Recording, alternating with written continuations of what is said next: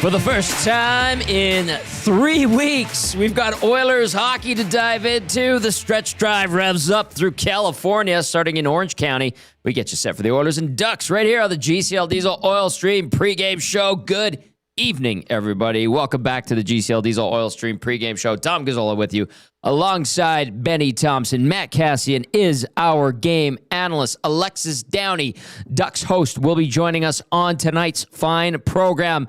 It's back-to-back games in the LA area for the Oil. Tonight, the Ducks. Tomorrow, the Kings. Let's go. Can they get it done in these last 24 games? I think they're a playoff team. I've stood by that all season long. Yes, there's been a lot of turbulent times, but they've managed to get a winning streak finally. It only took 56 games or 55 games, and then they've managed to go on a 3-game losing streak. So classic Oilers 25-26, but let's see if they can clean it up with Paul Coffey behind the bench again.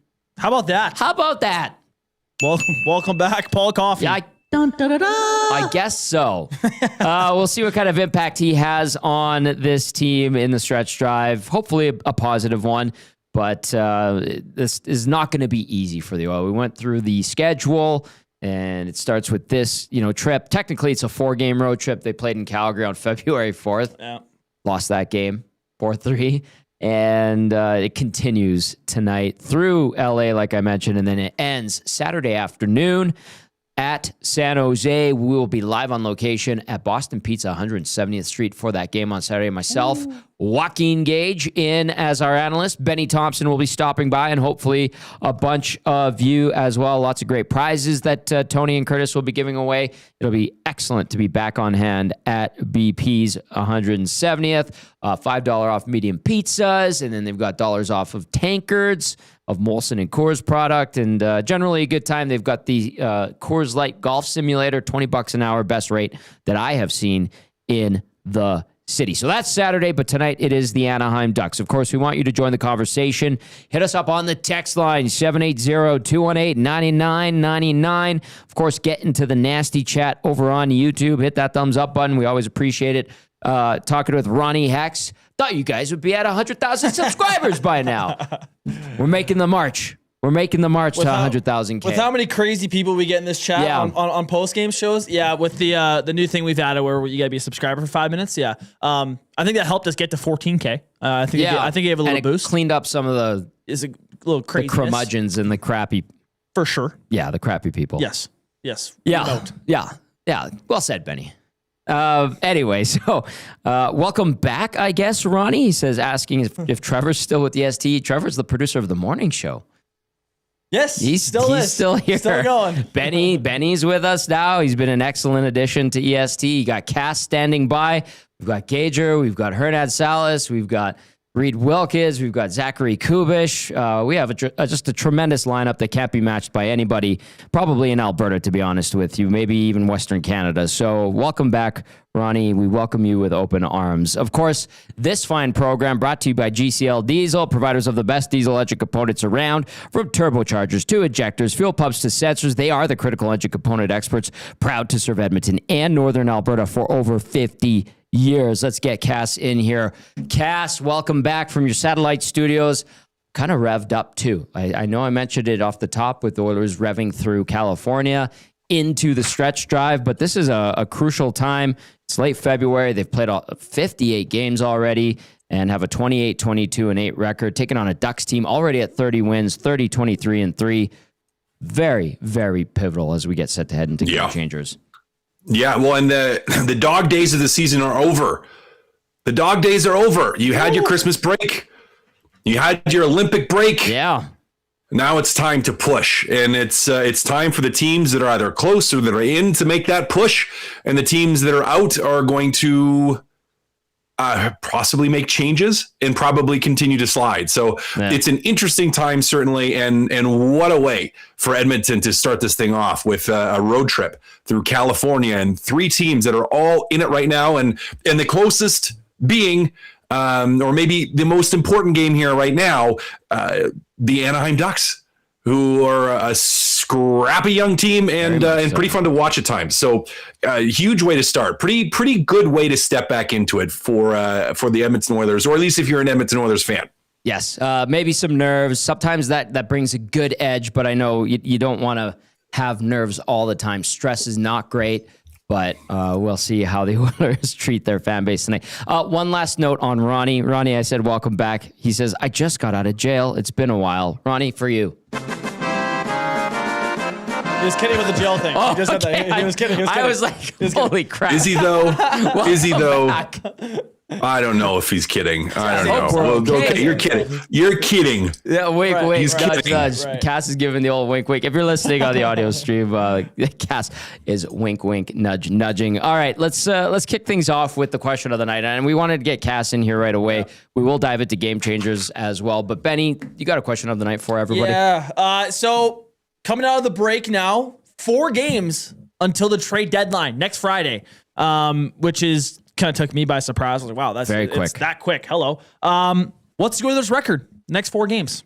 What does obviously they've added Paul Coffey back to the bench. We'll see if there's an impact there, but what's they're going through California this week, and then they got Vegas on Tuesday.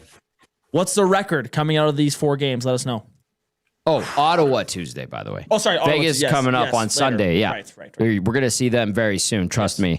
Carolina on trade deadline day after the deadline had passed. So what's the record is the question of the night before the deadline in those 4 games. Cass, I'll pass it off to you. 2-1-1. Okay. That's pretty good. Which I think is fine. Like, I think you're happy with that. Yeah. Like a 2-1-1 against the big games. You're happy with that. I think. So I'm going 2-1-1. I'm looking at next Tuesday against the Sens. You come home, first game back in forever. Right. Just call it that. It's basically a month. Yeah. Got to win that one. For sure. Mm-hmm. And then if you're Leon Draisaitl, Connor McDavid, you want to shove it down Brady Tkachuk's throat, man. Yeah. And to a lesser extent, let's not kid ourselves. Jake Sanderson. Yeah. Right? Mm-hmm. But you got to get at least one tonight or on these back-to-back situation here. Yeah. Tonight, I would think would be an excellent one to start off this return to action. I know we've talked about how the Oilers come out of breaks not well, generally. It would be great to beat the Kings tomorrow as well. They're playing tonight against the Vegas Golden Knights. Man, I want to say 3-1. Yeah. I want to say 3-1 here in this next 4-game stretch.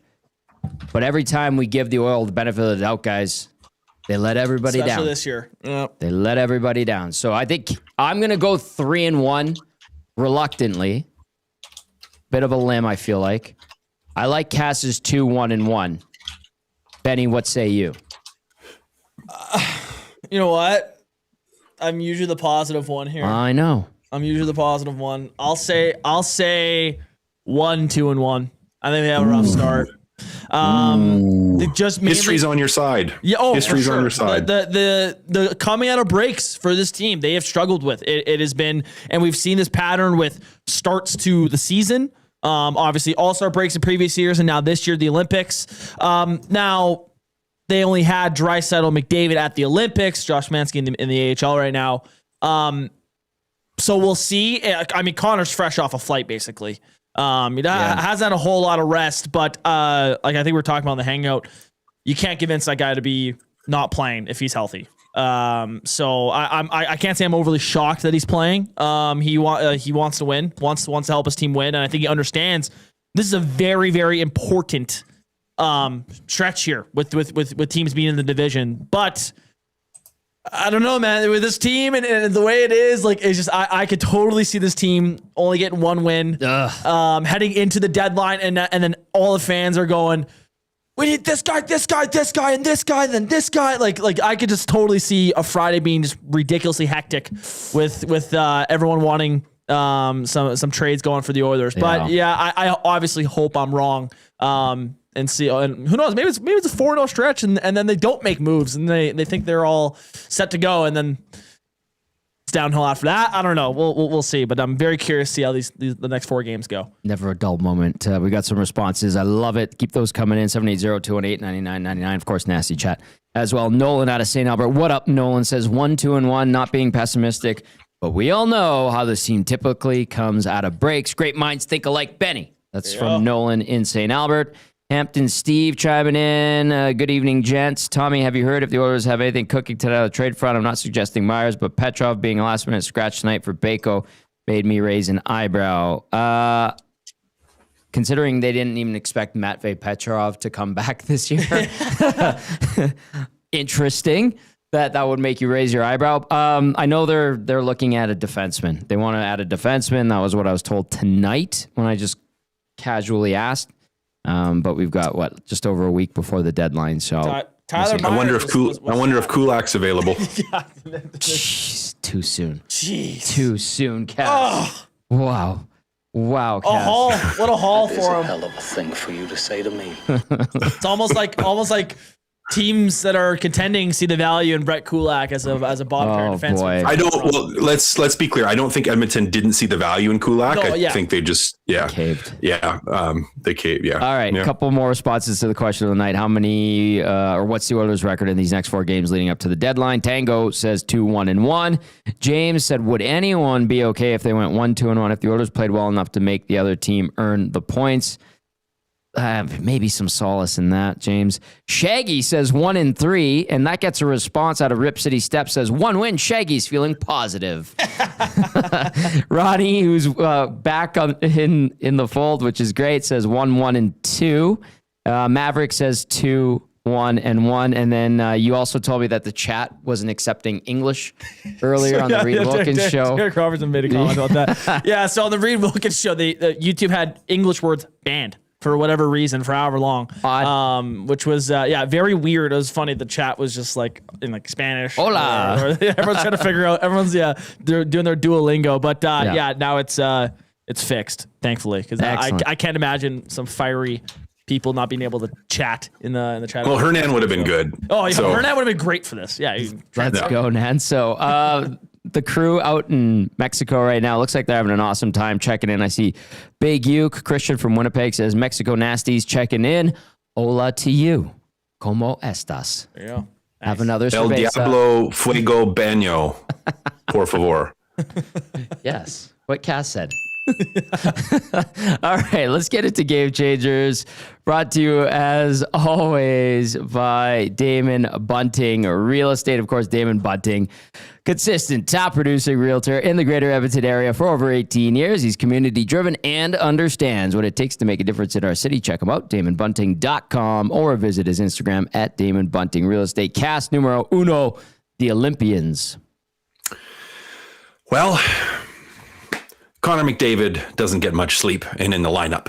Leon Draisaitl gets a little more sleep, but still not much sleep in the lineup. You don't actually have a massive contingent of Anaheim Ducks that went deep. I mean, you got a couple guys, but they do have some players that went as well. Now, one of the more interesting ones is you have had one Jackson Lacombe, who we don't really talk about, maybe because he plays for Anaheim, is a left-handed guy that didn't play for the U.S. on ice during the tournament, but he was there, identified as one of the up-and-coming guys for Team USA and one of the up-and-coming defenders in the NHL. And guys, I don't think I have ever mentioned his name on this show or on another show, but a promising young defenseman who probably a little bit light on sleep for him. But there are a couple guys coming back into the lineup. You have Lacombe, who gets a gold medal. Now, his body probably not as tired as maybe his mind is, because he didn't play the games, but he still was practicing, still was there, still got a medal, still had, I'm assuming, a lot of fun or not, depending on how much he looked at his social media and who all had access on there. But that's a topic for another day that we're not going to get into. No. But a Edmonton team in particular, where your big guns were gone. Now this Anaheim team, and even like Mikael Granlund, who won a bronze medal, he's maybe going to be feeling it. Played for Team Finland. You're going to have guys like Gudis that played for Czechia that had a lot of travel. There's a few guys.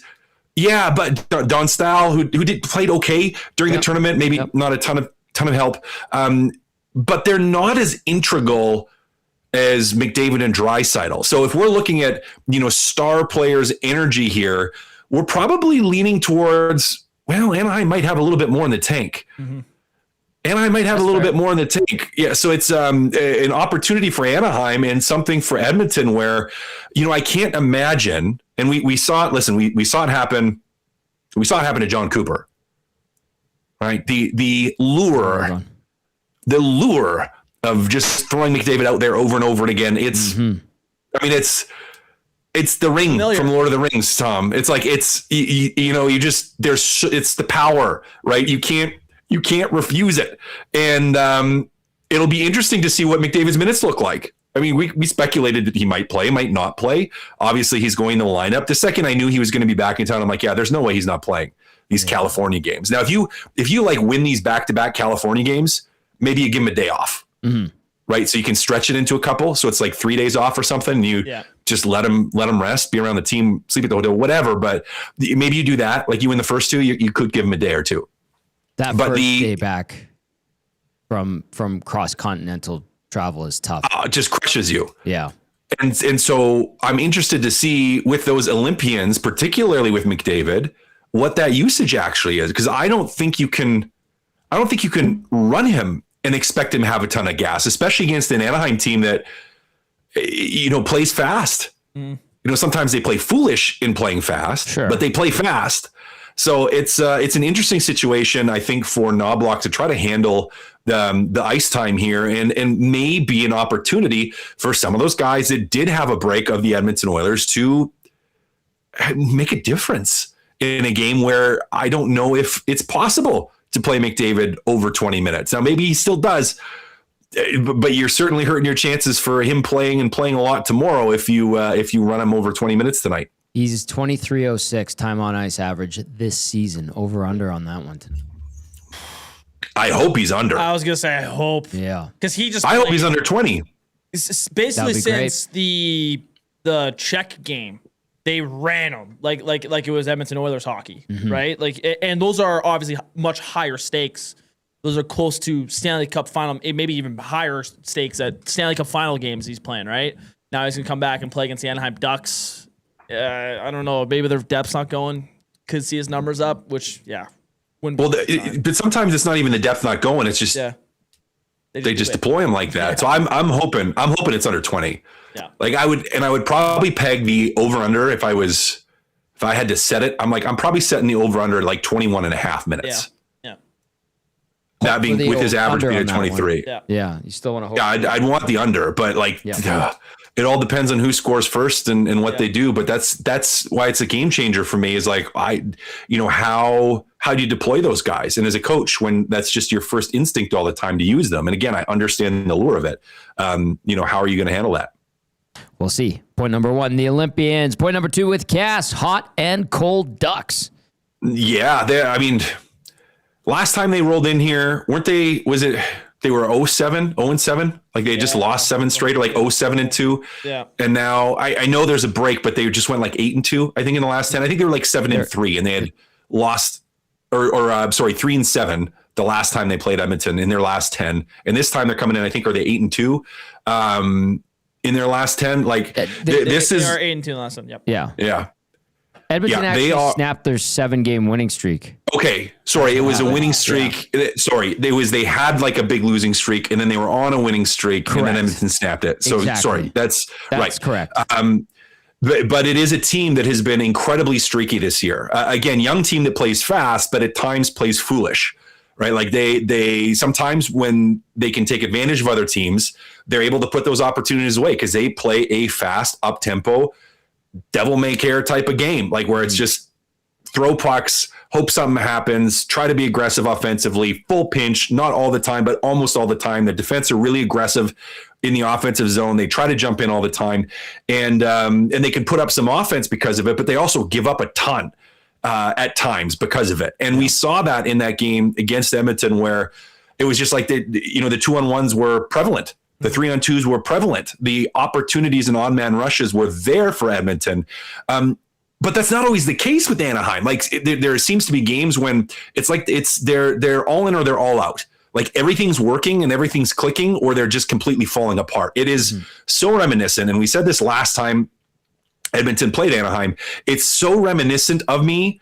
Like when I watch them, I think of Edmonton probably 4 years ago, I would say 3 or 4 years ago, like kind of when you started making push for the playoffs, but it wasn't like, they weren't, Before they hit the conference final. For the first right. Before they hit the conference final, before we would consider them like a heavyweight contender. Yeah. Right. Like that's what this Anaheim team reminds me of right now, which is saying a lot, but it's, and they don't necessarily have a pure star power the way that you have in McDavid. They're maybe more balanced than that. Mm-hmm. But in terms of the tempo of this team and stylistically, where it's like they're winning 7-5 type of games. If they're losing 7-1 type of games. Like that's this team.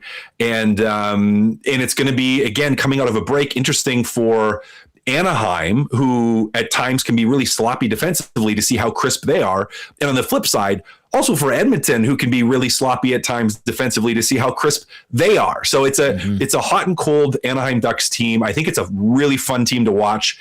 And to be perfectly frank, I mean, it's a fun game to watch coming out of a break for both sides, because they're both teams that when they're sloppy, there's a lot of offense for the other team. So we could see potentially a little bit of a shootout tonight. And, in most shootouts, I kind of lean Edmonton Oilers because of McDavid and Draisaitl, but then there's the Olympic factor that we just talked about. So it's a super interesting matchup for me coming out of that Olympic break with the hot and coldness of the Anaheim Ducks. It is Game Changers with our game analyst, Matt Kassian. Game Changers is always brought to you by Damon Bunting Real Estate. Point number 1 was the Olympians. Point number 2, you just heard it, hot and cold Ducks. Point number 3, Cass, high stakes. Yeah. Huge implications. Crazy to think that the Oilers are like second in the division here. Temporarily. Unless they win tonight. Yeah, and you're almost out of a wild card spot at the same time. Like it's such a weird year. It's so weird, and this division is so weird, so bizarre. This Pacific, it's a bizarre year, and there's just so much strength in the other division, and you're looking at this going though, like these are huge stakes. Mm-hmm. Tonight and tomorrow too, especially considering LA just got better with Panarin. Like you're looking at this going like, who? And Leon talked about it. Some of the other players have talked about it coming out of the break, where you're like, they're not a lock right now. I think they make it. Yeah. I do. I truly do. I think they're going to make it. I think they're going to be fine. But it's a little nerve wracking. And this game is just the stakes are real and big. And I'm hoping that pulls the best out of them, where they realize, looking at this coming out of the break, that they can't be sloppy, that there's no time to waste. Like the gravity of the game tonight is real. Like the magnitude is real. The implications of winning this and winning this in regulation are massive, with not that many games remaining. So, guys, it's a big one, as you know, and as everyone listening knows, and you just hope that the players, I know they all know it, but I hope deep down, like, that pulls the best out of them. And we'll have to see, again, for a team that's sluggish out of breaks, historically in the last couple of years, it's a little bit nerve wracking. So we'll see probably pretty soon, pretty quick into the game, what type of team we have. But guys, they need to bring it, because massive implications down the stretch start with this game tonight. Let's not forget what Draisaitl said at the end of the Calgary game, right?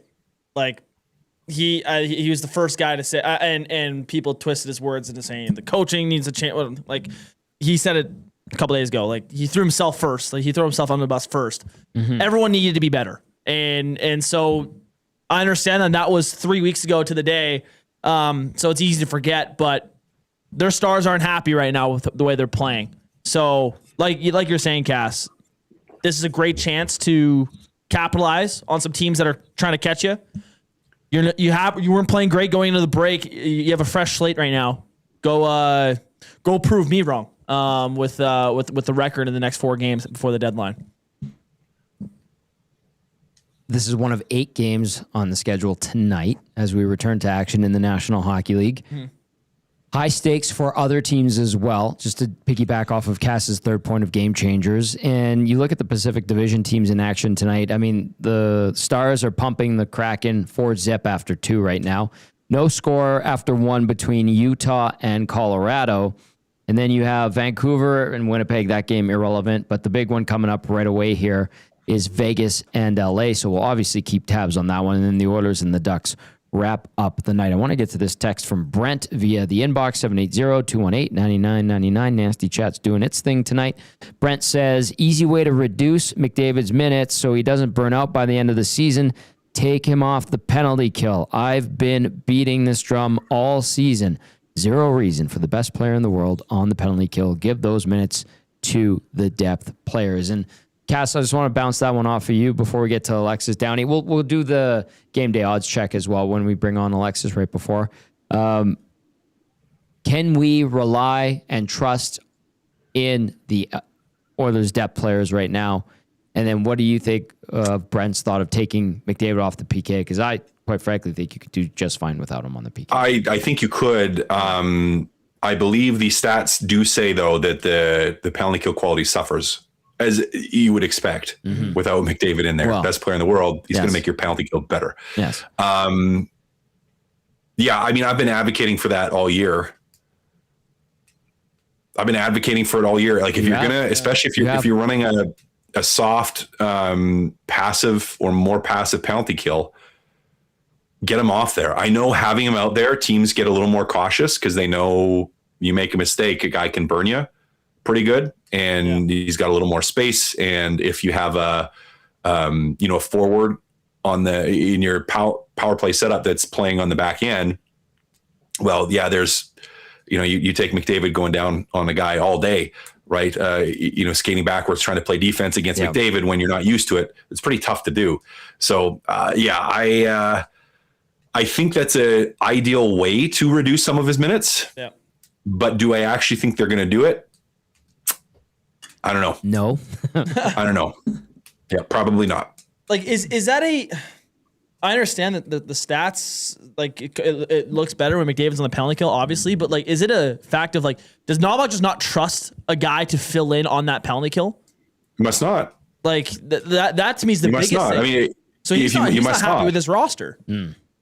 Well, you look at guys and the penalty kill minutes for a player like a Matthias Janmark that I think are dramatically down this year compared to last year. Yeah. At this time. So I'm not sure exactly what his pace is, but I would anticipate that it's probably much less. Yeah. And he, for example, was a guy that Knoblauch trusted quite extensively. Connor Brown would be another guy that was trusted quite extensively on the penalty kill that's not here anymore. And I understand why. You probably weren't going to pay him that much. Like that's and good for Connor Brown to bounce back and to be able to get another deal like he did. Edmonton, I don't think you could keep him there for that. But those are two guys in particular, one that's just seems to be out of favor, and one who is not here anymore that were pretty key cornerstones. And that changes it. So yeah, I don't think they have the trust right now in that. I don't want to do revisionist history and I don't want to play this game very often, but Connor Brown, I think he got like a 3x3. I think $4 million, I want to say. Oh, wow. Really? Yeah, it was like they paid him. I know that. Yeah, okay. It was, you weren't going to match it. Yeah. Yeah. And I think three or $4 million. Yeah. Okay. But you'd probably want to have him instead of Mangiapane. Right. But you can't. I know. And that's why I didn't want to play revisionist history. Yeah. You can't know that. So I apologize. You can't. Yeah. It's just you look at it and you go, well, that would have been a nice guy to have. Mm-hmm. Cass, great to be back. Good stuff. And we'll see you on the post-game show. We'll keep it tight for you, okay? Tight. Sounds good, fellas. Nice tight. All right. That was Matt Kassian with Game Changers, brought to you as always by Damon Bunting Real Estate. If you're looking to get into the market, maybe you want to buy a home, maybe you want to sell a home, maybe you want to see what's out there in the market, go check out Damon at DamonBunting.com or visit his Instagram, Damon Bunting Real Estate. We're going to get to your game day odds check right before we bring on Alexis Downey, Ducks pre and post show host. Your game day odds check, of course, brought to you by Play Alberta. When you play in Alberta, it stays in Alberta, safe and secure. The revenue generated from Play Alberta is redirected into Alberta's General Revenue Fund, which is used to support programs and services that Albertans rely on every day. Your money line for this one Edmonton was at minus 123. The Ducks at plus 105 over on Play Alberta. I'm not sure if the line moved too much in the last little while. The over-under set at 6.5. Heavy favorite on the over at minus 161. The under at plus 120. So Play Alberta expecting sloppy hockey tonight between these two teams as they return from the Olympic break. So the money line again, Edmonton minus 123, Anaheim at plus 105. The over set at 6.5 tonight. The over, that number is at minus 161. The under at plus 120. If you're going to put a little sprinkle on tonight on this game, remember to use your game sense. That is your game day odds check. Brought to you by Play Alberta. All right, our guest, Alexis Down. He's joining us now. Ducks pre-ed post-show host, and welcome to the program, Alexis. Hope things are well down in Orange County. Up here, things are warming up. We're getting very excited for the spring because that usually means the stretch drive, and that usually means playoff hockey, especially around these parts in the last few years. How was the break, and how excited are people for the Ducks to be back? Because like we've been saying all season, they're a pretty plucky team, and they've been fun to watch. Yeah, thank you so much for having me on. The break was great. Definitely a needed time to reset and get ready for March, which is certainly going to be a gauntlet for this team when you look at the schedule. And fans are super excited to be back. I'm in the arena now getting ready for this game. But, yeah, I think that there's definitely a different energy around not only the fan base right now, but also, of course, the team. They've been practicing hard the last couple of days, and they seem ready to go. I want to, before we dive into the nitty gritty of the game and where everyone's at and a refresher on what the Ducks are doing before the break, I saw the thing with Keenan Thomson when he visited the Ducks, and he did a thing with Kevin Hart. Were you around for any of that? And is there still some magic, of the old classic D2 movie, D3, even if you want to throw it in there, and the current Ducks? Yeah, that was an awesome game for them to be at, for Keenan to be at, and he actually got to sit with James Delaney during that game. So, yes, that was pretty cool. But yeah, we've had the opportunity to do a lot of really neat things with the Mighty Ducks cast over really the last year in particular, going back to the draft in LA last summer. So yeah, that was pretty neat. And shout out to our publicist Sammy Glantz, who helped pull all that together. So there's been a couple different things this season that I feel like with the Ducks getting better this year, there's some more eyes on the team and get more opportunities like that to bring the old cast in.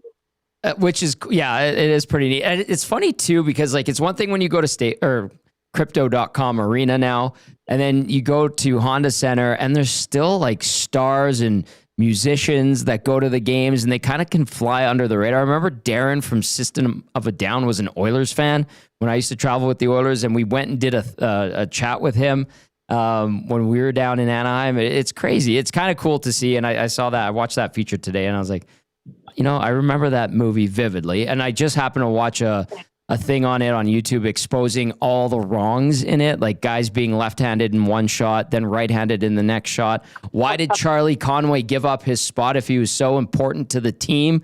Get Kenny Wu out of there. What about the kid that can't stop? Oh, I could get so frustrated about it, Alexis, but we're not going to focus on that tonight. All right. You can tell I'm getting worked up. Yeah. It didn't make sense. Awesome. Okay. No, you're right. Fair. Well, I'm glad you understand. It's frustrating. Yeah, I get it. Details. Speaking of details, The Ducks have been pretty good with their details going into the break. They're 8-2. We saw them face the Oilers for the first time just prior to the break, and Edmonton ended up winning that one in exciting fashion, 7-4 finish in that game. What can you say about the way this Ducks team has ramped up? Because they were cold for a little while where they struggled for a good stretch of time. Then they got hot. It was a 7-game winning streak when they came here to Edmonton. They dropped that game, but then now they're looking good again. So what's the refresher on the Ducks for those that might not remember? Yeah, I think it's just the mindset of this group. And, going into this game tonight, they're getting back Leo Carlson, and that's a huge addition for this lineup to have him back. He missed 11 games, obviously now ready to go. He's looked great in practice. But I think it's just been the balance of the rookies and the veterans. I mean, the season that Beckett Seneca has had, I don't think anyone expected, and he really stepped up, especially in the absence of Leo, and overall just different pieces in this team. They're starting to come together more, and I think through that stretch where they were losing, they were learning a lot about themselves as a group and as their identity. That's something head coach Joel Quenneville talked about, where this group is at. You can't expect to win every game and to go through that struggle, but come out of it strong. That was important, and that's what they showed us that they can do. And the way they went into the break, I mean, Lukasz just was playing really well in the net as well, and then he went on, to shock the world a little bit. I mean, not quite, but almost with that Canada-Czechia game. Yes, so, let's not bring that up. Yeah. Kidding. Well, yeah. They. I just feel like they're in a good place now, where they've had the highs, they've had the lows. They know how to manage the emotions. The young players are, they're being active. They're learning. They're growing. So it's just an exciting time, and I think this team realizes where they're at.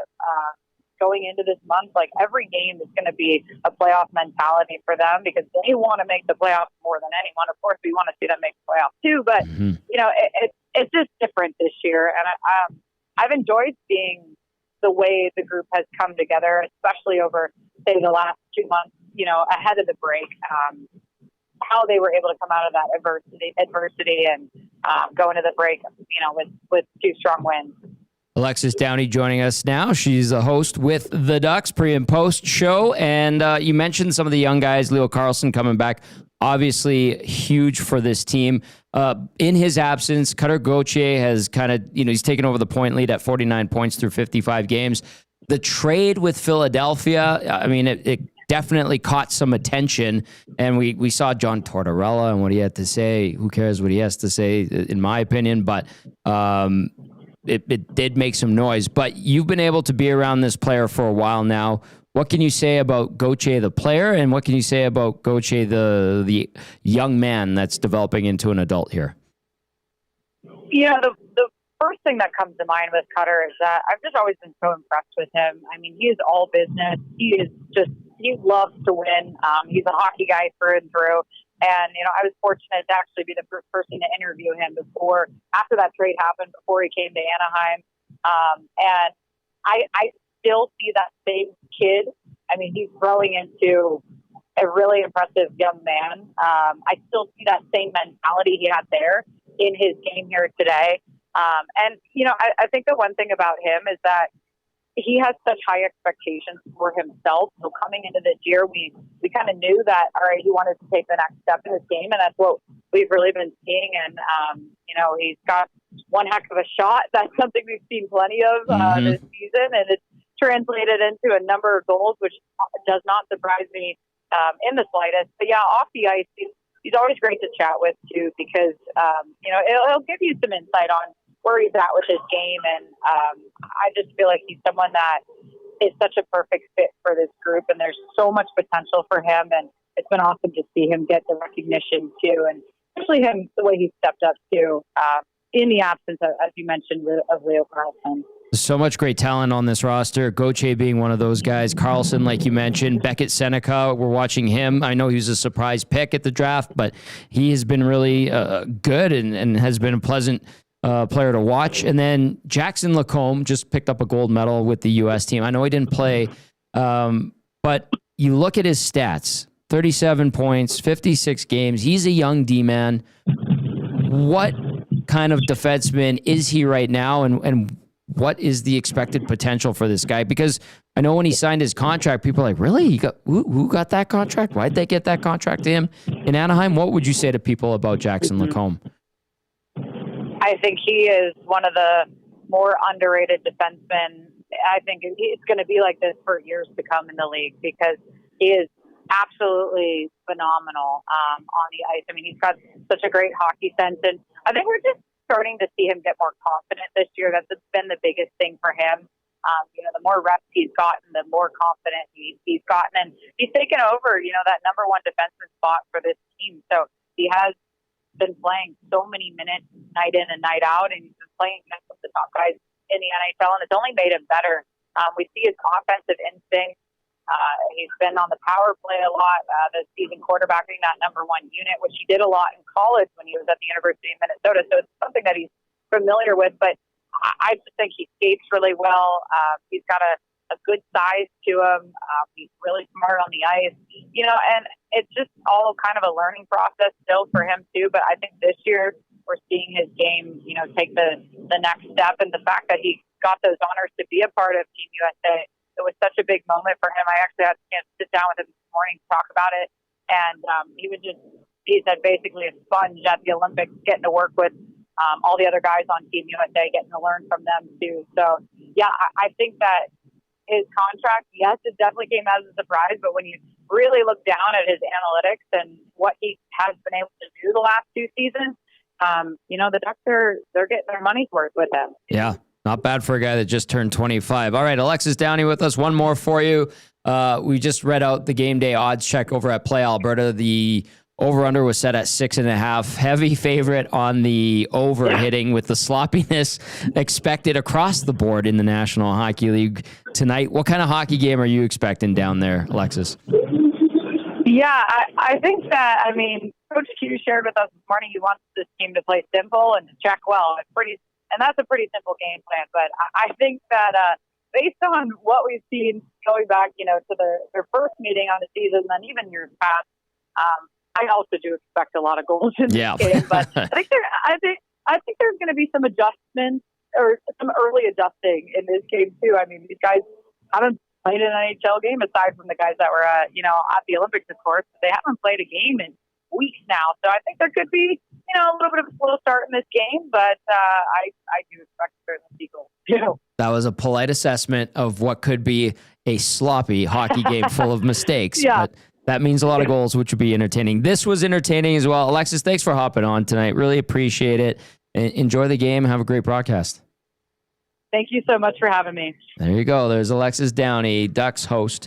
Catch her on their pre- and post-game shows. Great stuff from her. Great insight on a lot of really solid up-and-coming players that the Ducks possess. And I feel like they're on the up and up. We're already starting to see fruits of the labor that they've put in. Pat Verbeek putting in the work. He got himself a great coach in Joel Quenneville, Benny. And listen, a lot of people maybe around here wanted to see Joel Quenneville around here. I would understand that, but given the situation, imagine having Stan Bowman and Joel Quenneville here. Double That's a double whammy. for obviously what happened previous. Yeah. I don't know if that would have been accepted well around the hockey world. Not to dive in on that right now. This is a Ducks and Oilers pre and post game show, but it's kind of like Carter Hart not want to play in Canada. Yeah, everything that's happened. Yeah, it would be. That's a lot. That's fighting it every day. Yep, 100%. So it's probably best. And like we've talked about. I don't think Chris Knoblauch's going anywhere, guys. I really don't. He just signed an extension. I understand that he has Connor McDavid and Leon Draisaitl or whoever you want to name around them, but he's taken them to 2 Stanley Cup finals now. This is I can understand the critiques on him, and if you're not happy with a certain way he coaches and his decisions, because I have my times where I'm not the biggest fan of some of the moves he makes, but you got to go with the guy that's taking you there. So yeah, there was a time where every move he made was praised. And that shifted around February of last year. Yeah. Where the questions started to arise. The polish and shine had worn off a little bit. And, we're seeing it now. People, this guy's done. Get him out of here. Well, he's got 3 years in the bank ready to go here. For as long as the Oilers are not in a first place in their division and dominant, I think there's always going to be people that are be ticked off with coaching. It's how it is. It's an easy scapegoat to go to. When the team's struggling, it's very easy to point a finger at a guy that's pretty easy to move off of. Like we've always talked about, if you want to shake up your room, the easiest move to do is to fire the coach. And that's why you see so much turnover in the NHL. It's the easiest move to do. But I don't see that happening with Chris Knobloch at this current time in his career and David's career with where they sit right now. I think we've basically pointed the finger at everything and everyone this season. If you think about it, goaltending, defense, forward, lack of depth at forward, coaches, management, owner. Heard it all, man. Heard it all. Goalie coach. Yeah.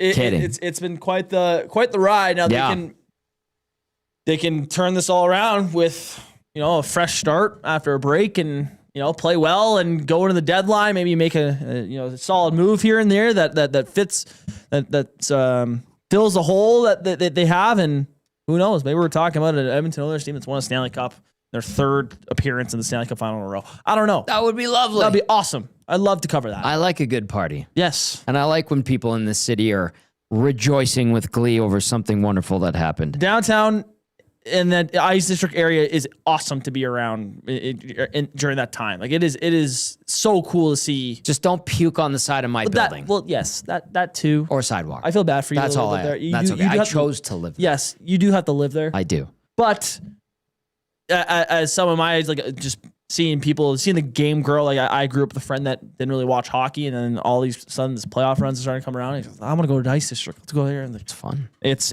awesome to see the city when the Oilers are on a deep playoff run. I hope it's the case this year, but we'll see. We shall see. 24 games remain. Starts tonight with the Ducks. Box Pounder via the inbox says, Alexis, very well spoken. She knows her stuff. And adds, my tarot cards say 5-2 Oilers tonight with 2 McKinnons. Is that empty net posts? I guess, yeah. When you miss an empty net, is that what we're going with? Too soon, Box Pounder. That one hurts. Too soon.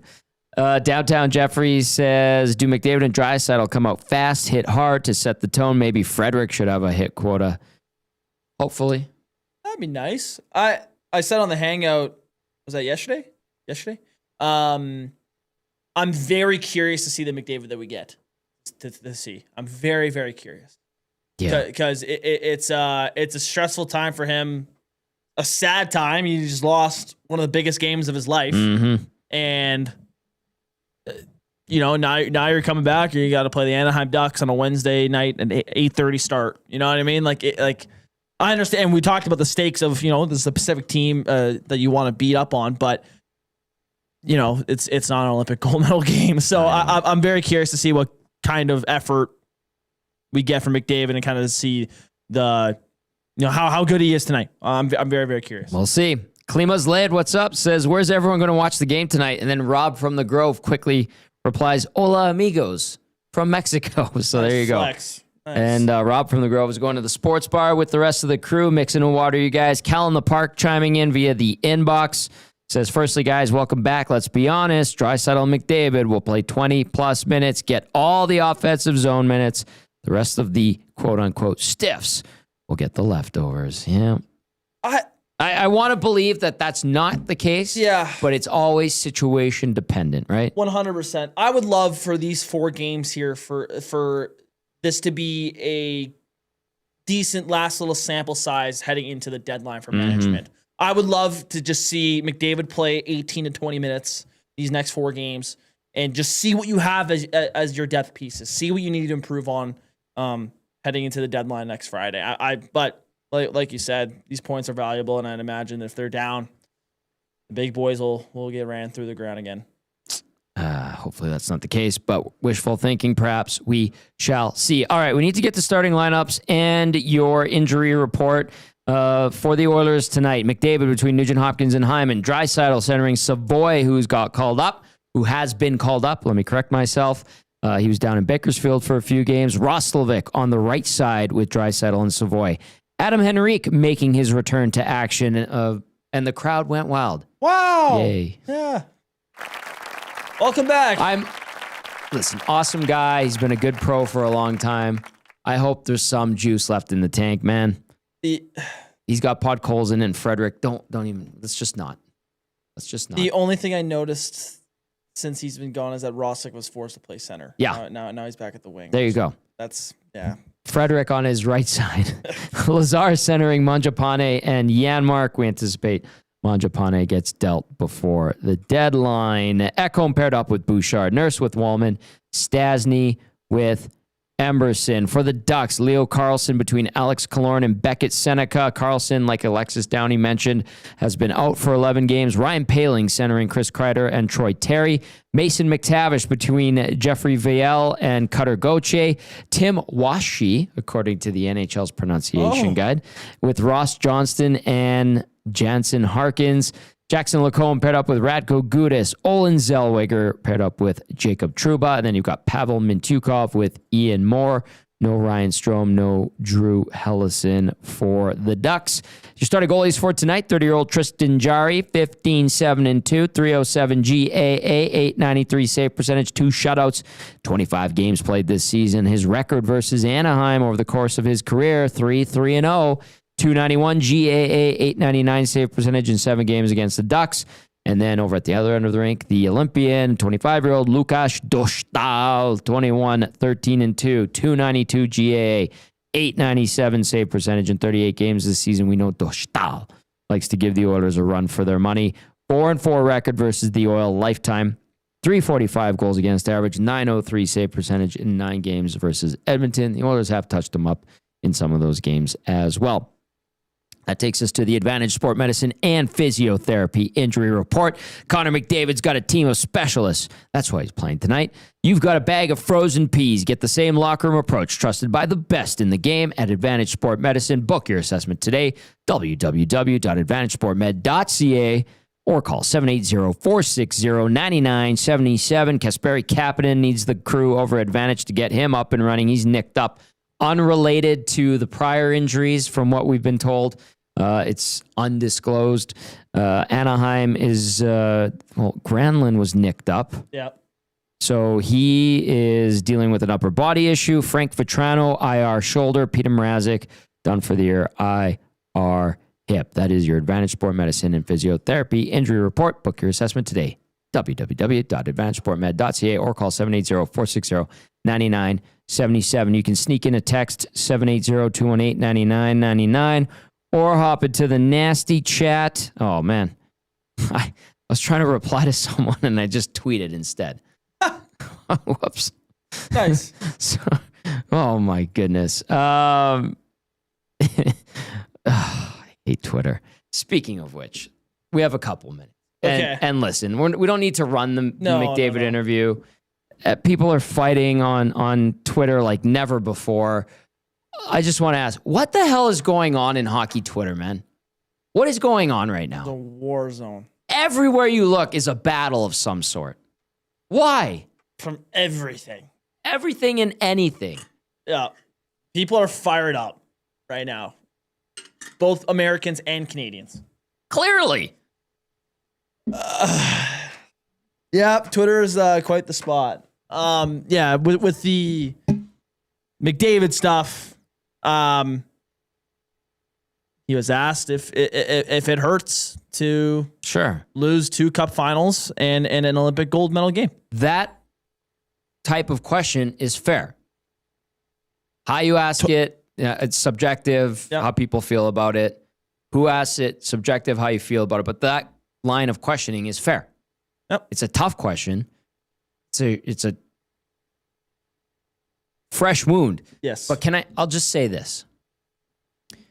18 seasons I've covered this damn team and this damn league, and I love it. It's awesome. And I've witnessed the evolution in the media side of things, obviously, right? I worked at first I worked for The Score, then I worked a bit for CTV, I anchored sports briefly there, then I went to Oilers TV. I was 8 years there. Then I went to 1260, and now I'm here with EST. And we've witnessed the social media era. We witnessed a freaking pandemic that shut the world down, basically. And we've also witnessed access to these players reduced. Okay, so without going too much into it, the way that question today to McDavid was asked, there was a time not long ago where you could have 5 minutes with Connor one-on-one.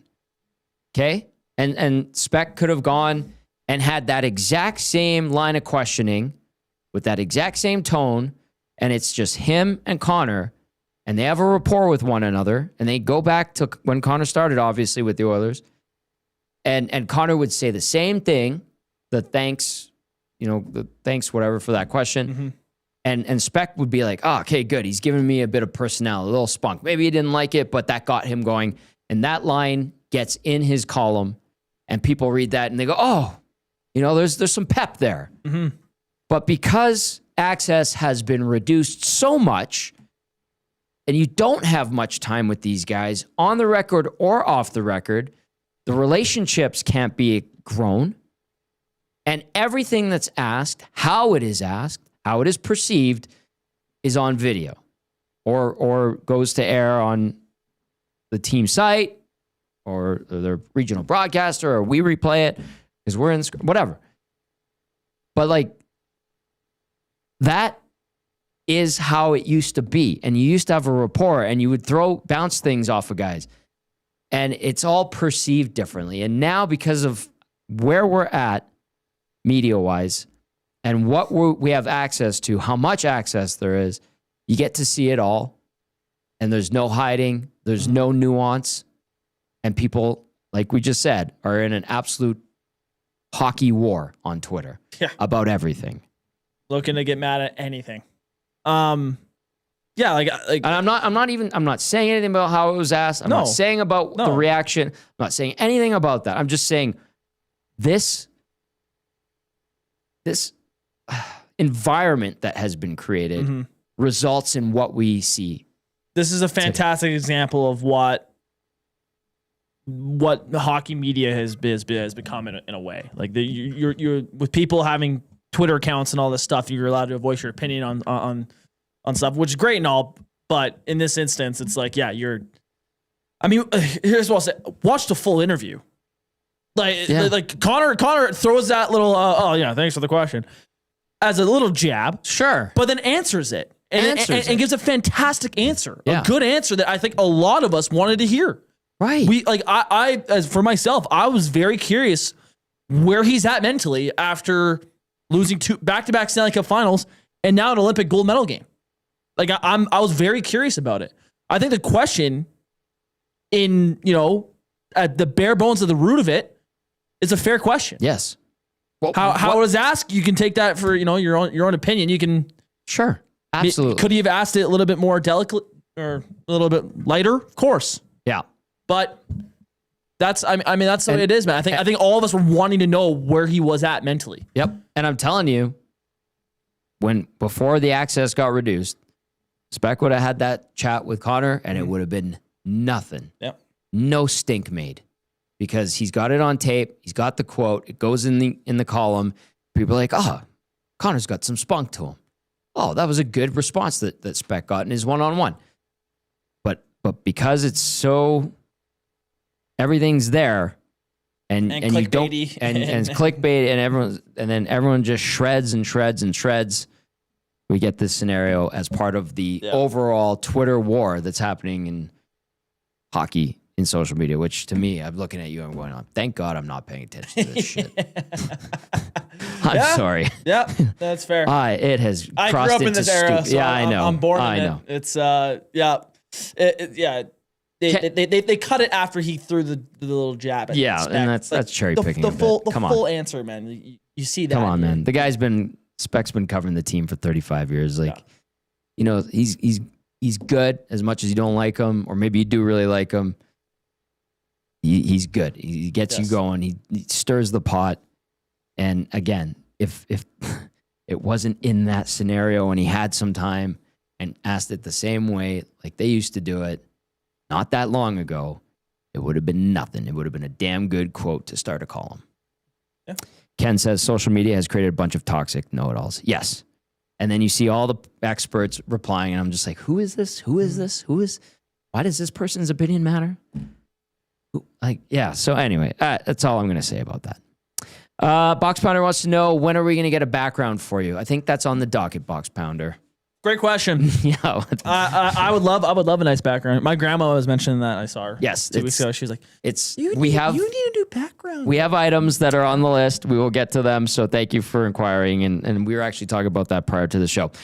Speaking of which, we've gone overtime. The game is supposed to start in 7 minutes. We'll keep you up to speed on everything that's gone on around the league. 8 games on the schedule. A bunch of teams in the Pacific Division in action. Yes, the Oilers are jockeying with those teams. The Utah Mammoth are down 2-0 in the second period to the Avs, and then Dallas is up 4-1 with 4 minutes left over Seattle. No score yet between Vegas and LA. Huge thank you to Alexis Downey, Ducks host. Great stuff from her, getting us set for tonight's game. Big thank you to everybody who watched, everybody who listened. It's a late one tonight. Stick with us. We're going to do it all over again tomorrow. And, of course, we've got the post-game show coming up right after the Oilers and the Ducks. For Matt Kassian, for Ben Thomson, I'm Tom Gazzola saying enjoy the game. Hey, all my muchachos down in Mexico, mix in a water, and then a cerveza, and then a tequila, and then a water, and then a cerveza, and then a tequila, and then a water. Ciao for now.